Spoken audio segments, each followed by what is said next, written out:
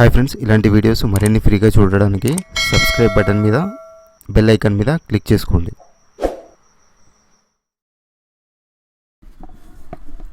Hi friends, మనకి అడవిలో సింహం ఎలాగైతే ఇతర జీవులను చంపి తింటుందో సేమ్ అలాగే సముద్రంలో కూడా అత్యంత ప్రమాదకరమైన మనకి జీవి ఉంది. అది వచ్చేసి షార్క్. ఈ షార్క్ వచ్చేసి ఏం చేస్తుందంటే చిన్న చిన్న జీవులు ఉంటాయి కదా, ఆ చిన్న చిన్న జీవులన్నిటిని ఇది చంపేసి తినేస్తుంది అనమాట. సో వాటిలో వచ్చేసి తాబేళ్ళు ఉంటాయి, డాల్ఫిన్స్ ఉంటాయి, మరి ఇంకా చిన్న చిన్న చేపలు అన్నీ ఉంటాయి కదా, వాటన్నిటిని ఈ షార్క్ అనేది చంపి తినేస్తుంది అనమాట. షార్క్ అనేది చాలా వేగంగా ఈదుతుంది నీళ్ళ లోపల.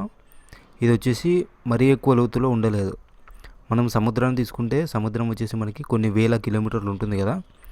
మన సూర్యుని కిరణాలు సముద్రం పైన పడతాయి కదా, పడిన తర్వాత కొంత దూరం వరకే మనకు ఆ వెలుతురు అనేది కనిపిస్తుంది అనమాట.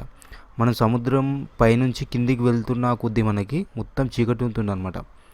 అంటే మనకి సముద్రం భూభాగంలో మొత్తం చీకటి ఉంటుంది అనమాట. అందులో అన్ని రకాల జీవులు ఉండలేవు.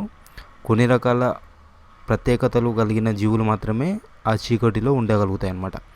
ఇలాంటి పెద్ద పెద్దవి షార్క్లు ఇవన్నీ కొద్దిగా వెలుతురు సముద్రంలో ఉంటుంది కదా, అక్కడ మాత్రమే స్వేచ్ఛగా వేటాడడం కానీ స్పీడ్గా ఈదడం కానీ జరుగుతాయి అన్నమాట.